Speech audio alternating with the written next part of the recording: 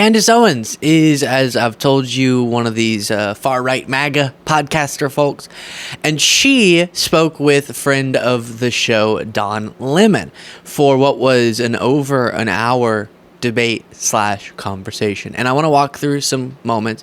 Don Lemon did a really nice job of, while being respectful, it wasn't a shouting match really, but he was good at shutting down the talking point she was making and speaking some truth. So with that being said, we're going to start with something pretty wild. Candace Owens, and she'll try to make these arguments in ways that sound like she's constructing a logical argument, but if you get to the core of what she's saying, it's just so illogical and absurd. And here, Don Lemon, after waiting for her to make her case, gives some good evidence as to why what she's saying is absurd.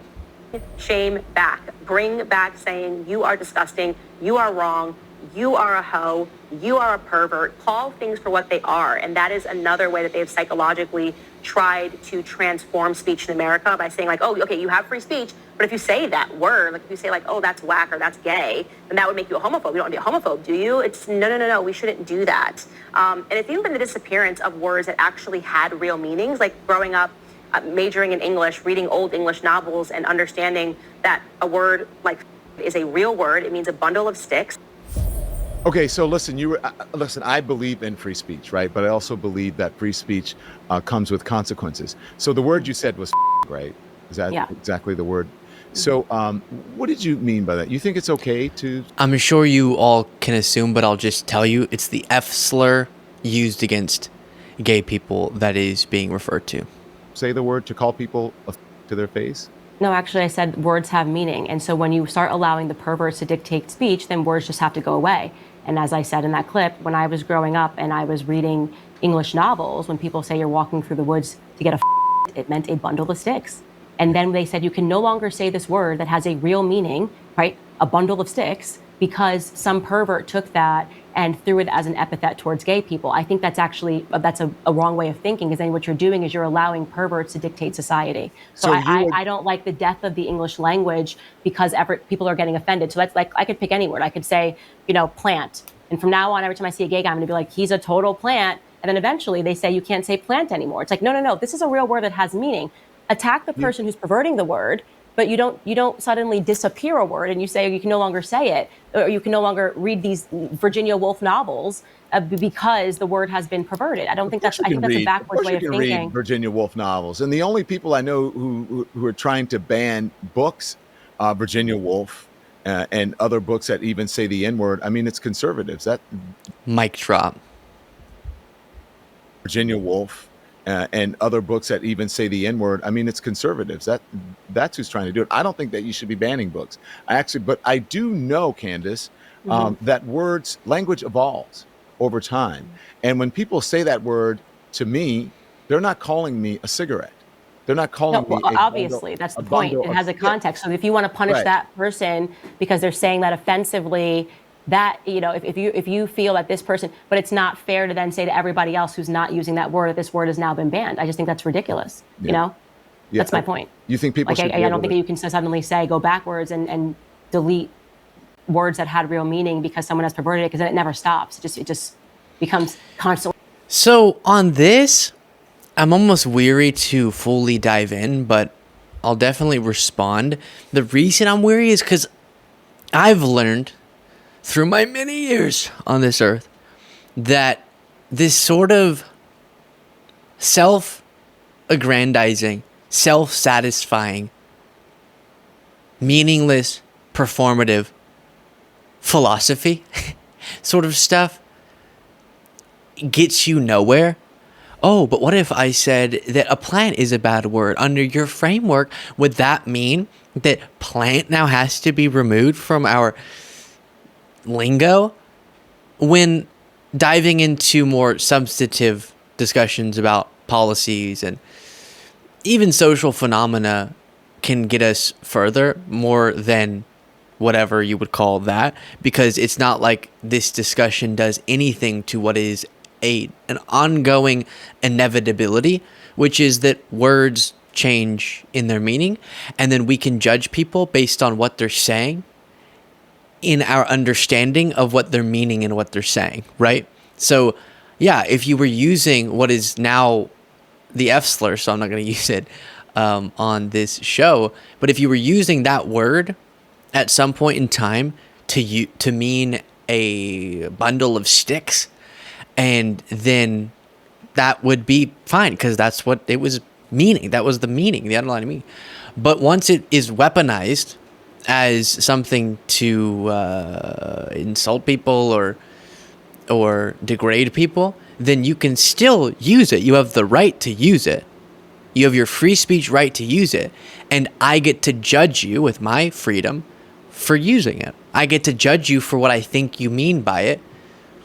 And so as words evolve, that is something we adjust societally. It always has been. It always will be.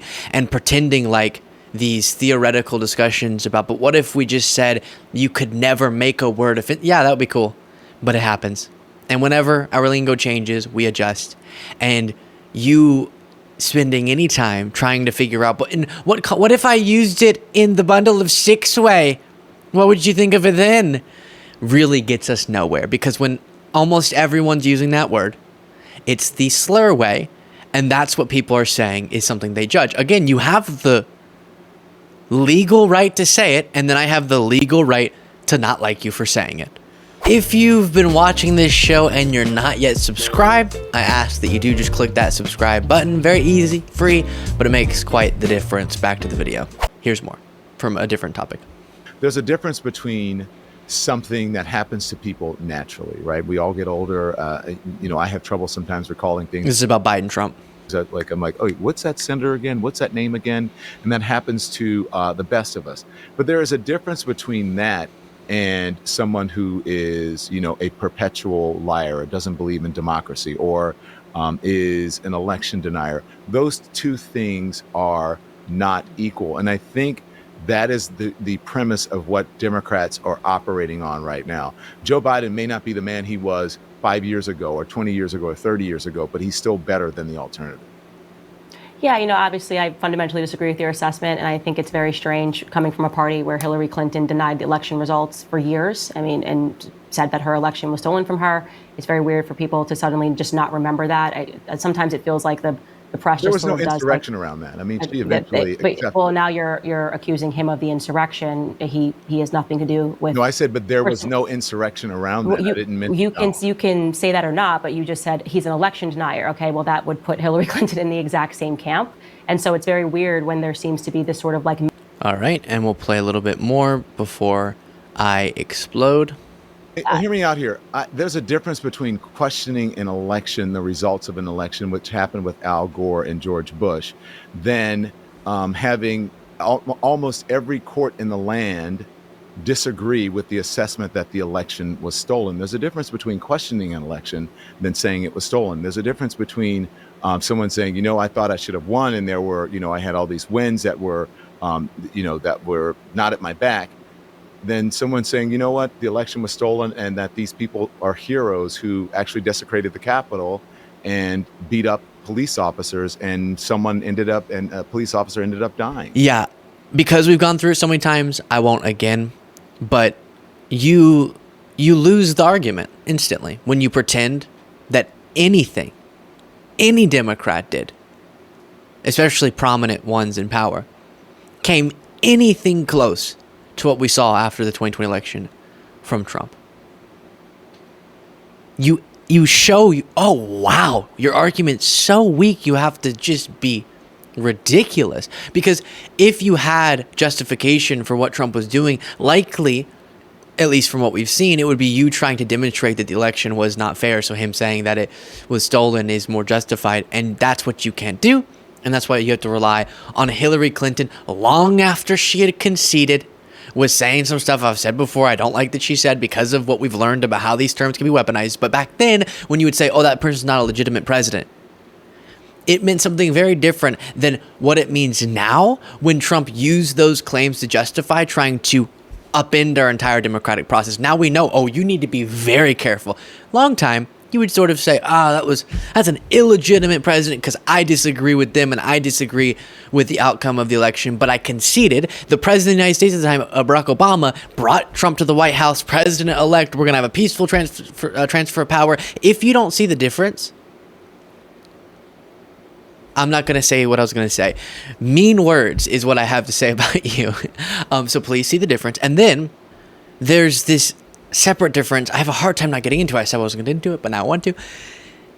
Factually incorrect statements are more detrimental, especially when they pertain to the voting process. People were being convinced they were putting in a ballot. It wasn't being counted properly. There was fraud that was messing with our ability to engage in democracy.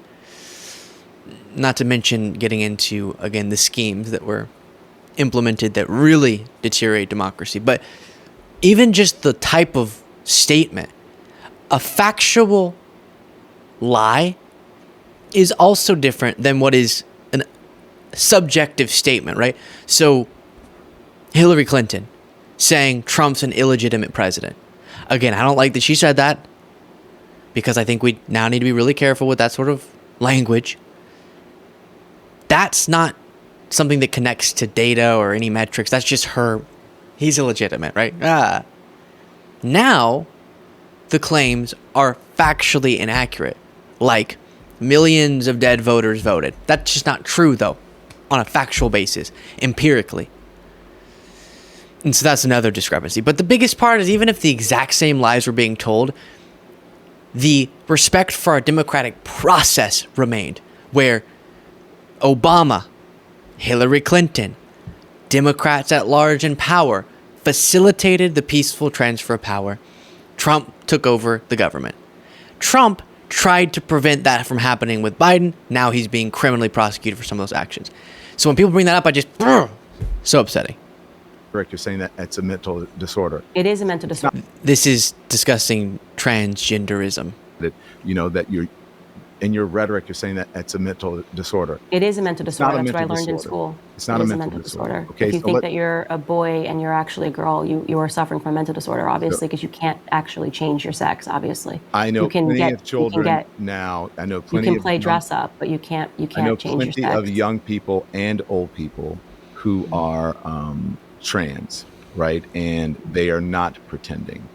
And it is not a mental disorder. Well, it is pretending because you will literally never be able, if you are a little boy, to grow up and have a baby because you're not a little girl. I would hope that your child would not grow up, or your children would not grow up, and then thinking that they're trans, and then their parents telling them the exact opposite. I would tell them that they have a mental disorder, and we're going to get them help.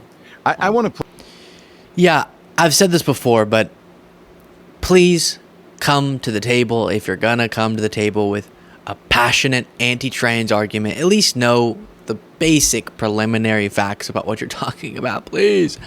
Because otherwise, why are we even having this discussion? You don't even know.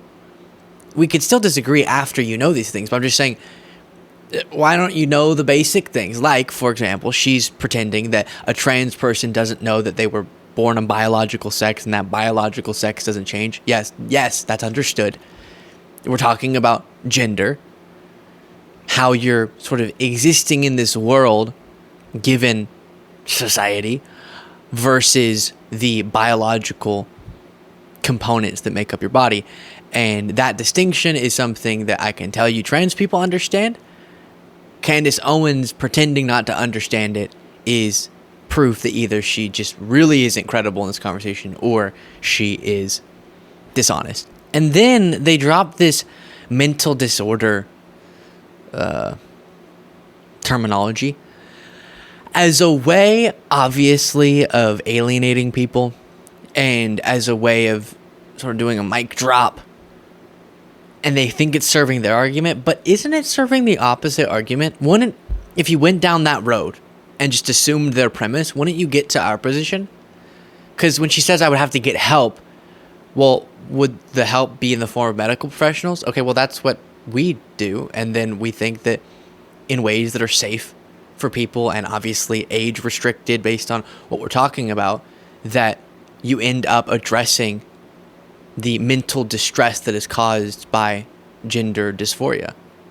Now, in a technical sense, I'm not the master here on the terminology, but Mexico is the first country this article reports. Mexico is the first country, apparently, to conduct a field study that provides scientific evidence that transgender is a condition and not a mental disease, concluded scientists led by Mexico's National Institute of Psychiatry. So even on that very specific terminology-related debate, she is wrong. But the reason why I am hesitant, similar to the Essler debate, to even engage fully in that is because it's always irrelevant to them. It's not about a principle or, well, this is the reason I'm holding on to my belief. There's an underlying belief. She doesn't want to do the work to love and support people. And so she uses this argument that actually, again, serves our argument as demonizing as it is. It actually serves what we're saying. Okay, so medical professionals, then that's the exact framework that has been constructed to help people, and then we support that. So what's your argument? But you can knock that pin down, and she still will have her ideology because it's something deeper, and that's why it's hard to even just engage on some of these arguments. I'll leave it there. Let me know what you thought of all that in the comments. If you want to get extra content and support the work we do, you can do so by clicking the join button below.